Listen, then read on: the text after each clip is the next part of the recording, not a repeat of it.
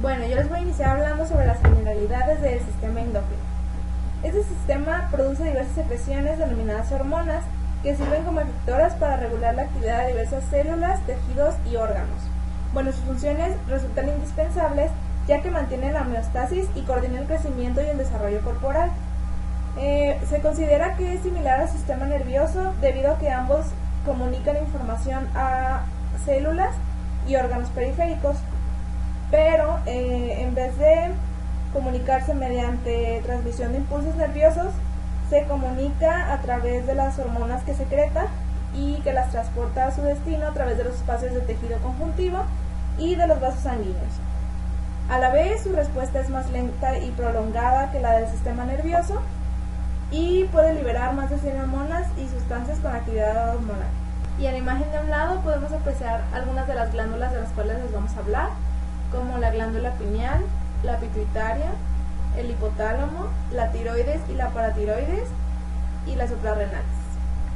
Ahora tenemos que saber qué es una hormona. En la definición clásica, una hormona es un producto de secreción de células y órganos endocrinos que pasa al torrente sanguíneo para ser transportados hasta sus dianas.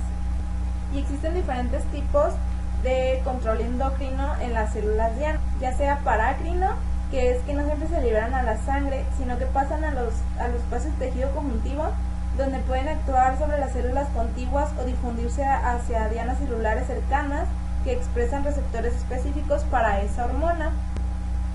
O autócrino, que es que algunas células expresan receptores para hormonas que ellas mismas secretan. Y las hormonas comprenden 3 clases de compuestos, que vendrían siendo en primer lugar esteroides, que son derivados del colesterol, son sintetizados y secretados por las células de los ovarios, de los testículos y de la corteza suprarrenal. Se liberan al torrente sanguíneo y se transportan con ayuda de proteínas plasmáticas. Después vendrían proteínas, polipéptidos y péptidos pequeños que son sintetizados y secretados por las células del hipotálamo, la hipófisis, las glándulas tiroides y paratiroides y el páncreas. Un ejemplo de estas podría ser la insulina, estas se disuelven con facilidad en la sangre y por lo tanto no necesitan proteínas transportadoras. El siguiente serían los análogos y derivados de los aminoácidos y el ácido araquidónico, que aquí están incluidas las catecolaminas, las prostaglandinas, las prostaciclinas y los leucotrenos. Las hormonas interrelacionan con los receptores hormonales específicos para alterar la actividad biológica de las células diana. Se han identificado 2 grupos de receptores hormonales, que son de superficie celular, que interaccionan con las hormonas peptídicas o catecolaminas que no pueden penetrar la membrana celular. Estas generan segundos mensajeros que ejercen una acción estimulante sobre la membrana celular. Estas moléculas amplifican la señal iniciada por interacción hormona-receptor y se producen por activación de proteínas G asociadas con la membrana. El segundo son los receptores intracelulares, que están ubicados, como su nombre lo indica, dentro de la célula, sobre todo en el núcleo, que son utilizados por los esteroides y las hormonas tiroideas, las cuales pueden penetrar con facilidad tanto la membrana plasmática como la envoltura nuclear. Estos consisten en complejos multiproteicos grandes de chaperonas, tutoras o carabinas proteicas, también se le puede decir, que poseen 3 dominios de unión: la unión de la hormona, la región de unión del DNA y la región amino-terminal. La regulación de las funciones hormonales está a cargo del mecanismo de retrocontrol, que ocurre cuando la respuesta a un estímulo tiene un efecto sobre el estímulo original. Existen 2 tipos de retrocontrol, que es el principal y el más frecuente es el negativo, que es cuando la respuesta disminuye el estímulo original, y está el positivo, que ocurre cuando la respuesta aumenta el estímulo original. Esta casi no sucede. Y en la imagen de abajo podemos ver unos ejemplos de los 2 grupos de receptores, que son los de la superficie celular, los cuales generan segundos mensajeros, y los receptores intracelulares, que estos ayudan a las hormonas que pueden atravesar libremente la membrana a entrar a la célula. Ahora continuamos con las glándulas suprarrenales o adrenales. Estas glándulas son de forma triangular aplanada y están incluidas en el tejido adiposo perirrenal a la altura del polo superior de los riñones. Estas se encargan de secretar tanto hormonas esteroides como catecolaminas. Están cubiertas por una cápsula de tejido conjuntivo gruesa, desde la cual parten tabiques que se introducen al parénquima glandular y llevan vasos sanguíneos y nervios. En la cápsula la podemos observar en la imagen de color morado. Esa sería la cápsula. El parénquima de estas glándulas se divide en dos regiones bien definidas. Está en la corteza, que es una porción situada debajo de la cápsula, constituye cerca del 90% del peso de la glándula y es secretora de esteroides. Y la médula, que es más profunda a la corteza, es una porción secretora de catecolaminas y esta forma el centro de la glándula. Aquí en la imagen de un lado podemos ver, como ya dijimos, lo moradito iba a ser la cápsula. Lo que está en un color rosa vendría siendo la corteza, que ahorita más adelante la voy a explicar. Y lo anaranjado vendría siendo la médula. Comenzaremos hablando de la corteza, que se subdivide en tres zonas: la zona glomerular, la fasciculada y la reticular. Ok, comenzaremos hablando de la zona glomerular. Esta zona es la más externa, es angosta y forma aproximadamente el 15% del volumen cortical. Las células que aquí se encuentran tienen las características de ser pequeñas, cilíndricas o piramidales. Sus núcleos son esferoidales, apiñados e hipercromáticos. Estas células están muy juntas y están organizadas en cúmulos ovoides y columnas curvas. Esta zona de la corteza secreta mineralocorticoides y entre ellos la principal es la aldosterona, que va a actuar sobre los túbulos distales de las nefronas de los riñones, la mucosa gástrica, glándulas salivales y sudoríparas para estimular la reabsorción de sodio en estos sitios, así como para estimular la excreción de potasio en los riñones. Esta zona de la corteza está bajo retrocontrol del sistema renina-angiotensina-aldosterona.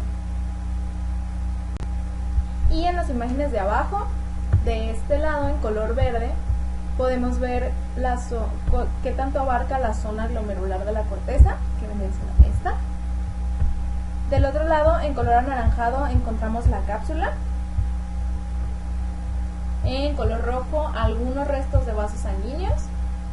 Y en color verde, un poco más bajito, lo que vendría siendo la organización de estas células, que serían los cúmulos ovoides y las columnas curvas. La siguiente zona que encontramos en la corteza es la zona fasciculada. Las células que se encuentran en esta región son grandes, poliédricas, su núcleo es esferoidal y pálido. Aquí las células están frecuentemente binucleadas. Su citoplasma es acidófilo con muchas inclusiones lipídicas y se disponen en cordones rectos largos de una célula o dos de espesor que están separados por capilares sinusoides. La secreción principal de la zona fasciculada consiste en glucocorticoides que regulan el metabolismo de la glucosa y los ácidos grasos.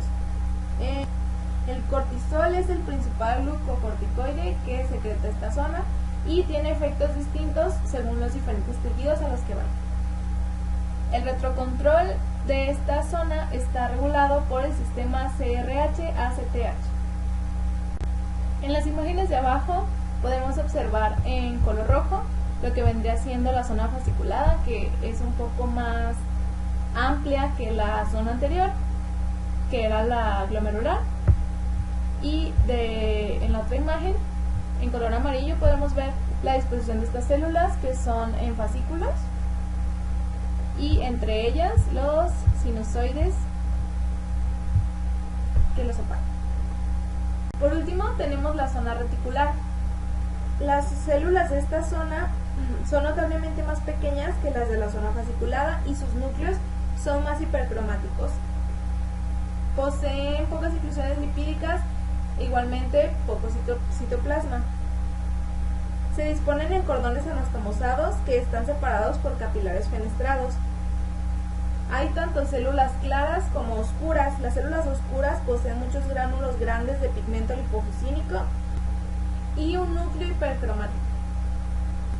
Su secreción principal son andrógenos débiles, sobre todo de hidroepiandrosterona pero además secretan un poco de glucocorticoides, y dentro de esos glucocorticoides el principal, al igual que en la zona fasciculada, es el cortisol.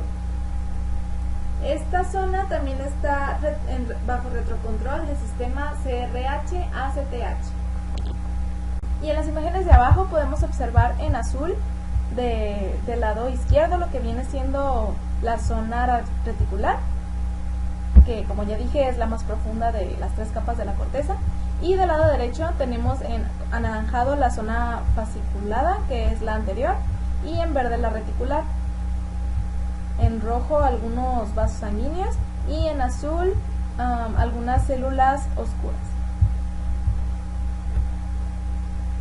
Ahora vamos a hablar de la médula, que es la región central de la glándula. La médula está compuesta por un parénquima de células grandes y pálidas con aspecto epitelial llamadas cromáfines y tejido conjuntivo, aparte de sinusoides abundantes y nervios. Se considera que las células cromáfines son neuronas modificadas debido a que muchas fibras nerviosas simpáticas preganglionares mielínicas llegan directamente a estas células y los impulsos nerviosos que le transmiten alcanzan estas células secretoras de catecolaminas y estas liberan sus productos de secreción. Sin embargo, carecen de prolongaciones axónicas. Estas células se organizan en cúmulos ovoides y colmenes anastomosados breves y están caracterizadas por poseer numerosas vesículas de secreción con un diámetro que oscila entre los 10 y los 300 nanómetros. También en esta región, que es la médula, se encuentran otro tipo celular, que son las células ganglionares.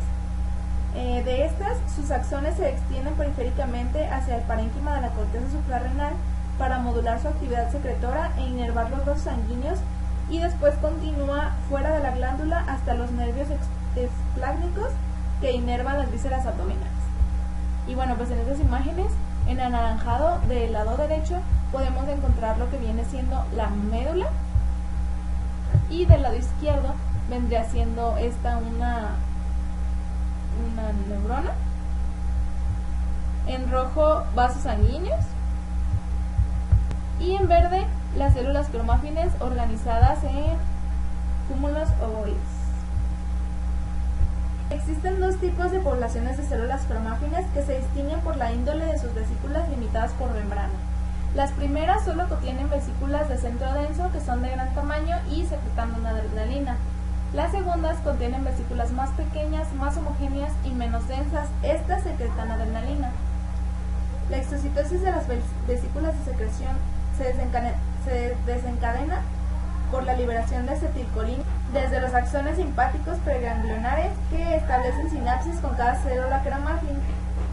La noradrenalina y la adrenalina constituyen menos del 20% del contenido de las vesículas de secreción medulares. En estas vesículas también podemos encontrar una gran cantidad de proteínas solubles como cromograninas que contribuyen a fijar las catecolaminas y se liberan junto con las hormonas durante la exocitosis. En la imagen podemos ver un cúmulo de células cromáfines, algunos vasos sanguíneos y células ganglionares simpáticas, que son las que van a inervar a las cromáfinas.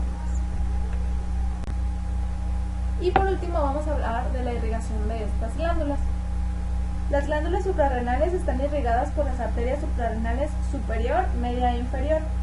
Estos vasos se ramifican antes de penetrar la cápsula para formar múltiples arterias pequeñas que la perforan.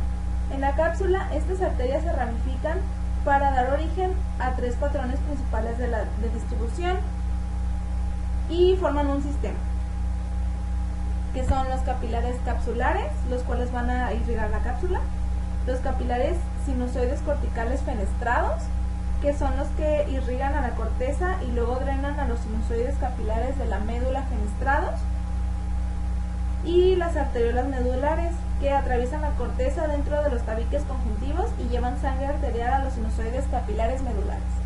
El drenaje venoso está dado primeramente por las vénulas que surgen de los sinusoides corticales y medulares. Estos drenan a las pequeñas venas conectoras medulosuprarrenales, que se reúnen para formar la gran vena medulosuprarrenal central. Esta después desemboca directamente en la vena cava inferior del lado derecho y en la vena renal izquierda del lado izquierdo. En la cápsula y en el tejido conjuntivo que rodea los vasos sanguíneos corticales de mayor calibre hay vasos linfáticos. También se ha comprobado la presencia de vasos linfáticos en el parénquima de la médula suprarrenal. Y en la imagen de un lado pues podemos ver la conexión que hay entre las arterias, cómo se hacen de ahí las vénulas y terminan en la vena medulosuprarrenal central. La hipófisis o glándula pituitaria es conocida junto con el hipotálamo como un órgano maestro. Esta es una glándula endocrina compuesta, la cual tiene forma de un guisante. Varía de peso dependiendo del sexo. En los hombres es de 0.5 gramos, mientras que las mujeres multíparas es de 1.5 gramos. Esto de mujeres multíparas tiene que ver con que hayan dado a luz más de 2 veces. Y se ubica en forma central en la base del cerebro y ocupa una depresión del hueso esfenoides, que es la denominada silla turca. La hipófisis posee dos componentes funcionales. El lóbulo anterior, que es conocido como adenohipófisis, es tejido epitelial glandular, y el lóbulo posterior, que es la neurohipófisis, la cual es tejido nervioso secretor. Como podemos observar en esta imagen, ubicamos aquí el hueso esfenoides y la silla turca, que es donde está ubicada la hipófisis. De igual manera se pueden distinguir los dos lóbulos, un lóbulo anterior, que es conocido como adenohipófisis, y el lóbulo posterior o neurohipófisis. Estas dos porciones de la hipófisis tienen diferente origen embrionario. El lóbulo anterior deriva de una evaginación conocida como la bolsa de Rathke. Mientras tanto, el lóbulo posterior deriva de un brote que prolifera caudalmente desde el neuroectodermo del piso del tercer ventrículo. El lóbulo anterior de la hipófisis está compuesto por tres derivados de esta bolsa de Rathke: una porción distal, que va a formar la mayor parte del lóbulo anterior, y surge de la pared anterior engrosada de la bolsa de Rathke; una porción intermedia, que va a ser un resto adelgazado de la pared posterior de tal bolsa; y una porción tuberal, que proviene de las paredes laterales engrosadas de la bolsa de Rathke. De igual manera, el lóbulo posterior de la hipófisis está compuesto por una porción nerviosa y el infundíbulo. La porción nerviosa contiene axones neurosecretores junto con sus terminaciones, y el infundíbulo contiene los axones neurosecretores que forman los tractos hipotálamo-hipofisiarios. Como podemos ver en la imagen, podemos observar los dos lóbulos, lóbulo anterior y lóbulo posterior, con su parte distal, con la parte intermedia y la parte tuberal. Y del lóbulo posterior podemos observar la parte nerviosa y el infundíbulo. La hipófisis está irrigada por dos grupos de vasos: las arterias hipofisarias superiores, las cuales irrigan la porción tuberal, la eminencia media y el tallo infundibular, provenientes de las arterias carótidas internas y de la arteria comunicante posterior del polígono de Willis. De igual manera está irrigado por las arterias hipofisarias inferiores, las cuales irrigan principalmente la porción nerviosa, originándose en las arterias carótidas internas. De igual manera, está drenada por el sistema porta hipotálamo hipoficiario, el cual proveerá el enlace crucial entre el hipotálamo y la hipófisis. En cuanto a la inervación, el tallo infundibular y la porción nerviosa están inervados por el lóbulo posterior de la hipófisis, el cual contiene las terminaciones de los axones de las neuronas, y el lóbulo anterior de la hipófisis estará inervado por fibras postganglionares del sistema nervioso autónomo. Lóbulo anterior de la hipófisis o adenohipófisis. Esta posee la organización típica del tejido endocrino, en el cual las células están organizadas en grupos y cordones separados por capilares sinusoidales fenestrados. Dichas células responden a señales del hipotálamo y sintetizan y secretan varias hormonas hipofisarias, dependiendo de la porción en la que se encuentren. En la imagen podemos observar que se encuentra una porción distal, en la cual se van a secretar diferentes hormonas, como la hormona del crecimiento, la prolactina, la hormona adrenocorticotrófica, hormona tiroestimulante, hormona foliculoestimulante y hormona luteinizante. De igual manera, se observa una porción intermedia, la cual aún no se ha encontrado realmente una función. Y por último, la porción tuberal, la cual de igual manera secreta diferentes hormonas como la luteinizante, folículo estimulante o adrenocorticotrófica. Porción distal de la adenohipófisis. Las células de la porción distal están dispuestas en cordones y nidos con capilares entremezclados. En las primeras descripciones radicaba únicamente las propiedades tintoriales y se podían distinguir tres tipos de células, como podemos observar en esta imagen.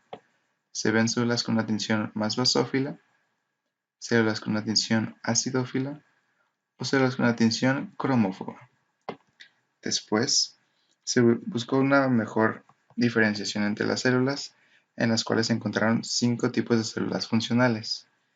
Las células somatótrofas, las cuales secretan la hormona del crecimiento, las células lactótrofas, las cuales secretan la prolactina, las células corticótrofas, las cuales van a secretar la hormona adrenocorticotrófica, las células gonadótrofas, las cuales secretan la hormona luteinizante y la hormona folículo estimulante, y las células tirótrofas, las cuales van a secretar la hormona estimulante del tiroides.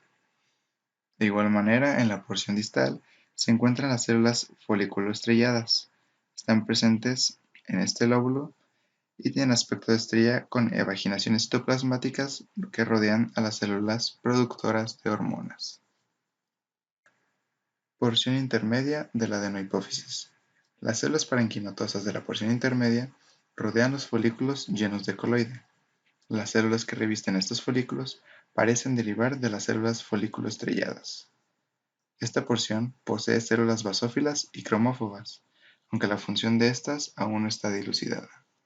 Como podemos observar, esta porción se encuentra entre la porción distal y la porción nerviosa del lóbulo posterior. La porción tuberal de la adenohipófisis es una extensión del lóbulo anterior a lo largo del infundíbulo con forma de tallo. Como podemos apreciar en esta imagen, sería esta parte la porción tuberal.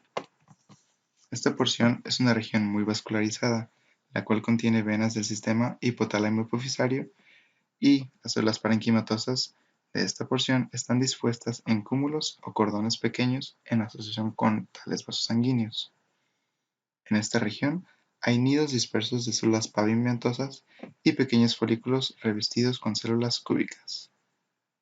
Lóbulo posterior de la hipófisis o neurohipófisis. Esta no es una glándula endocrina, sino que es un sitio de almacenamiento para las neurosecreciones. Consta de una porción nerviosa y el infundíbulo, el cual va a conectarla con el hipotálamo. La porción nerviosa contiene los axones amielínicos y sus terminaciones nerviosas de alrededor de 100.000 neuronas neurosecretoras. Estos axones van a formar el conocido tracto hipotálamo hipofisario.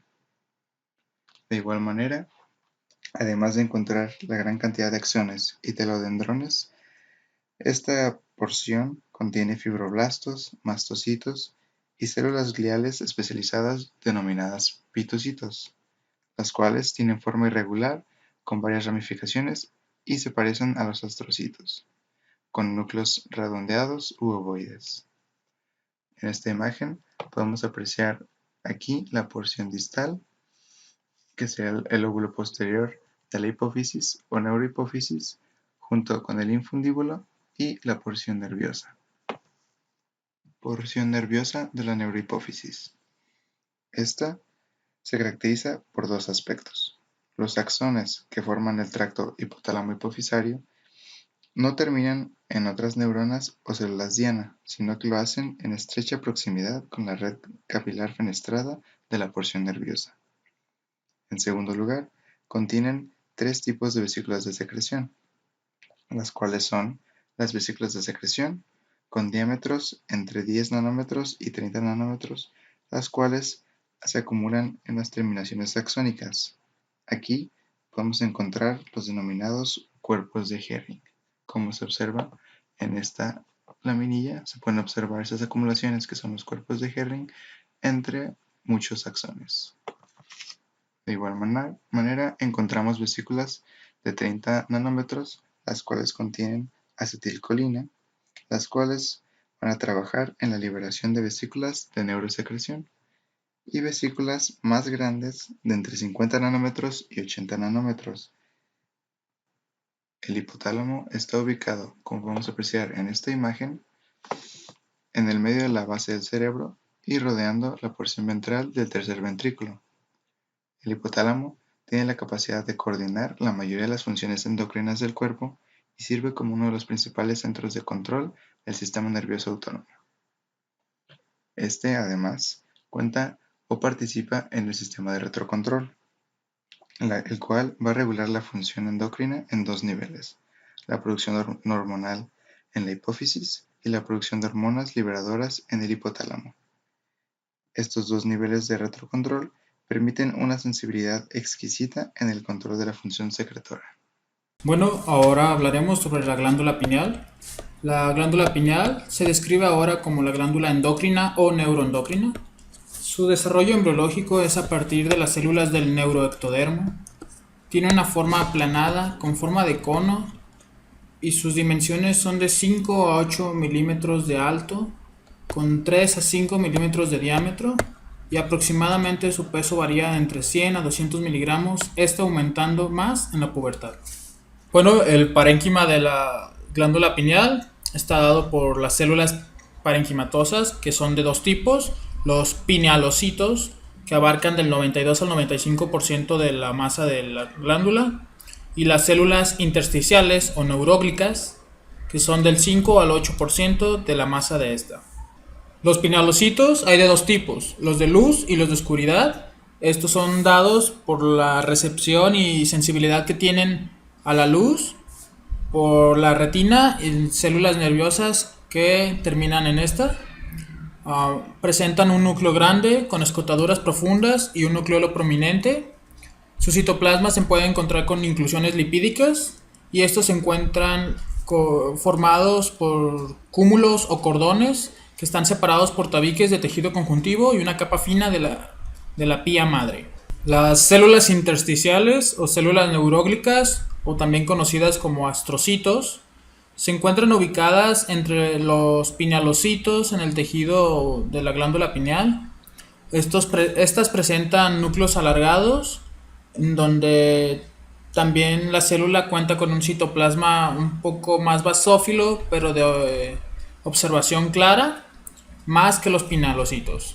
Bueno, en el tejido del parénquima de la glándula pineal vamos a encontrar las concreciones calcáreas, también llamadas como acérbulos cerebrales o arenilla cerebral, que son precipitación de órganos fosfatos y carbonatos de calcio, que estas se van arraigando por proteínas transportadoras que son utilizadas en la secreción de la glándula pineal por medio de transporte de exocitosis, en el que se van arraigando esos fosfatos y ese carbonato de calcio. Se le atribuye a las arenilla cerebral, al envejecimiento cerebral y al envejecimiento de la glándula. La secreción de la glándula pineal principalmente es la melatonina, que esta hormona es secretada por los pinealocitos. Su secreción es regulada por la luz del día. Y sus principales funciones es regular el ciclo circadiano y regular la función reproductora. Bueno, la melatonina es la que regula el ciclo circadiano, y como se puede observar, el ciclo circadiano consta de 24 horas, lo que es las horas de un día, en el que se estipulan ciertos puntos en cada hora del día, donde hay, por ejemplo, las 10 de la mañana el punto máximo de alerta, las 6 de la tarde la máxima presión sanguínea, hasta las 6:30, máxima temperatura corporal a las 7, y si pueden observar, a las 9 de la noche empieza el inicio de la secreción de la melatonina por la glándula pineal, que esta va a inducir el sueño en las personas.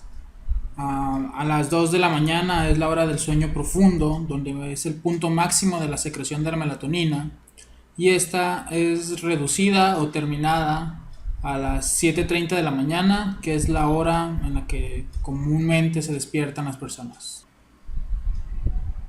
Ahora, la glándula tiroides La glándula tiroides se encuentra en la región anterior del cuello, sobre la tráquea, debajo del cartílago cricoides y del hueso hyoides.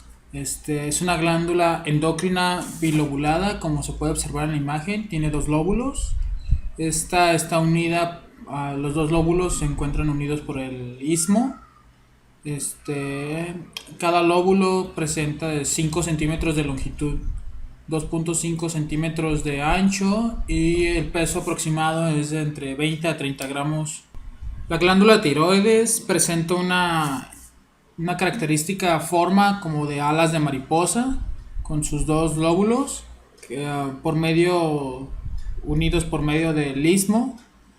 Esta se encuentra rodeada por una cápsula fina de tejido conjuntivo que a su vez delimita por medio de invaginaciones unos tabiques de forma irregulares, que estos se encuentran en los folículos tiroideos, que es la unidad funcional y estructural de la tiroides.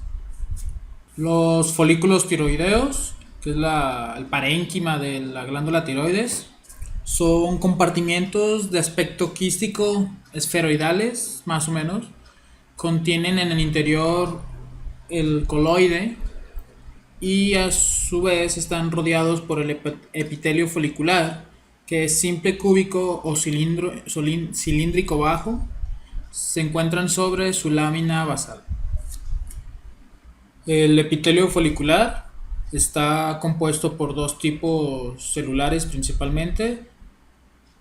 Se encuentran las células foliculares, que son células con citoplasma basófilo, un núcleo esferoidal, y estas células son encargadas de la producción y secreción de las hormonas T3 y T4, que es la tiroxina.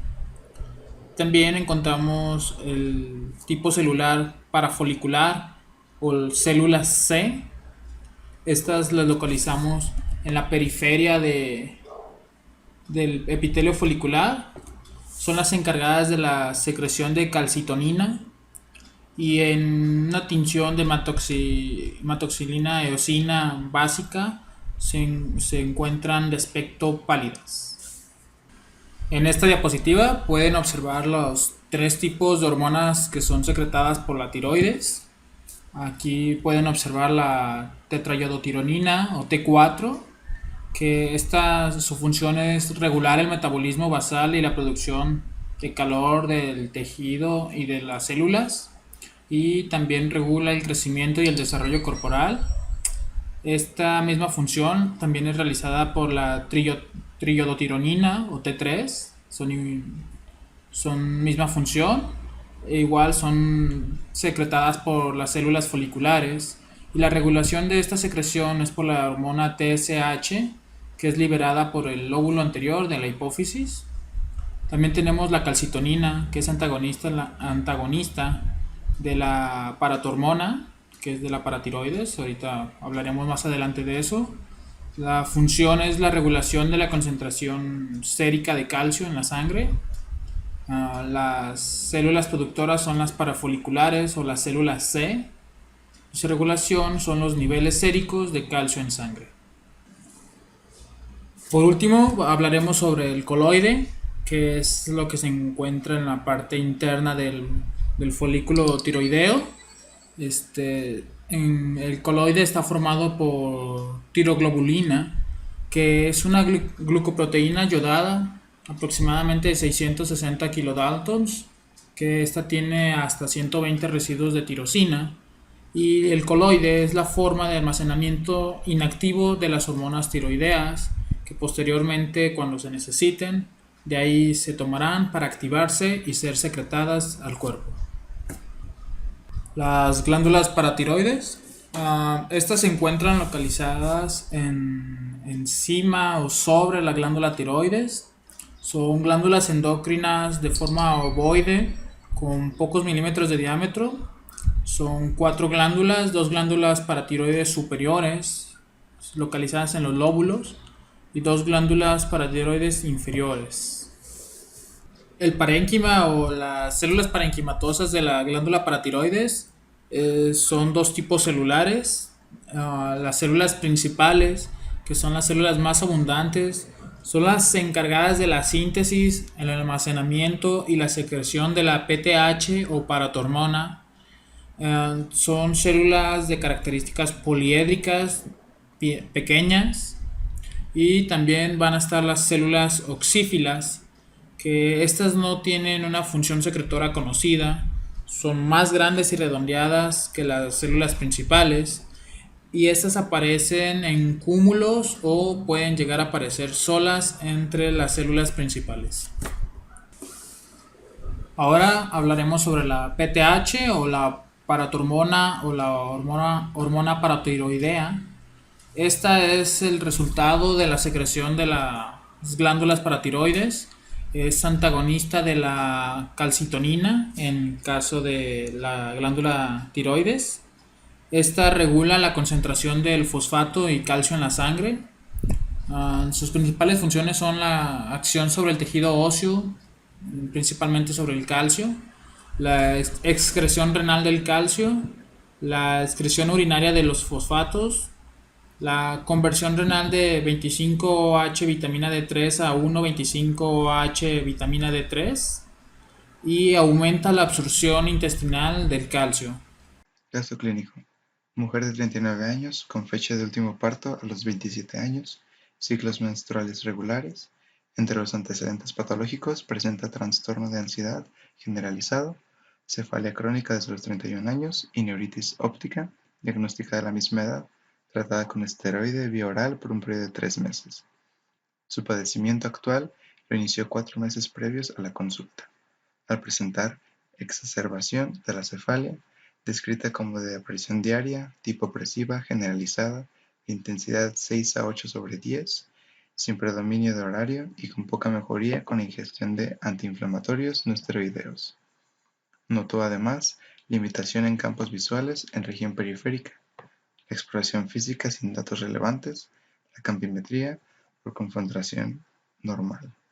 Los exámenes de laboratorio y gabinete mostraron los siguientes resultados: glucosa 76 mg/dl, PUN 14 mg/dl, creatinina 0.9 mg/dl, FSH 4.28 unidades/litro, LH 7.34 unidades/litro, estradiol 148 pmol/litro, ACTH 8.5 pmol/litro, cortisol 389 nmol/litro, prolactina 259 microunidades/litro, GH.7 ng/ml, TSH 2.51 milunidades/litro, T4 total 9 microgramos/decilitro, T4 libre 1.1 ng/ml, T3 total 151 ng/ml.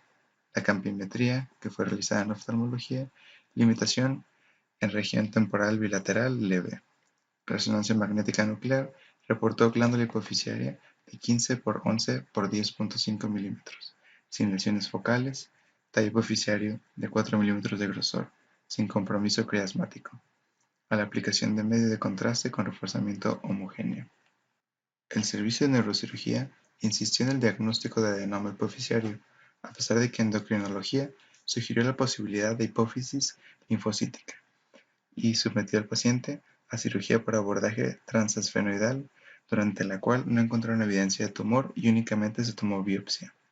A 6 meses de la cirugía, la paciente se encontraba sin cefalia ni alteraciones visuales, con líneas hipoficiarias normales y la RMN de control con glándula y tallo hipoficiario de dimensiones normales. Se continuó con vigilancia de líneas hipoficiarias de forma periódica. Un año después presentó astenia, hipotensión ortostática y mareo. Se realizó prueba de estimulación del corticotropo con hipoglucemia y se demostró deficiencia del cortisol. Inició tratamiento con prednisona 5 mg cada 24 horas con adecuada respuesta clínica. Histopatología. El estudio histopatológico reportó tejido hipoficiario con infiltración linfocítica, sin evidencia de adenoma y compatible con hipofisitis linfocítica. Realizaron también inmunohistoquímica para CD45, con resultado positivo. Histológicamente, podemos observar células poligonales en cordones o láminas, con tejido de sostén escaso, actividad mitótica escasa y una uniformidad en todo el tumor, lo que se conoce como monomorfismo.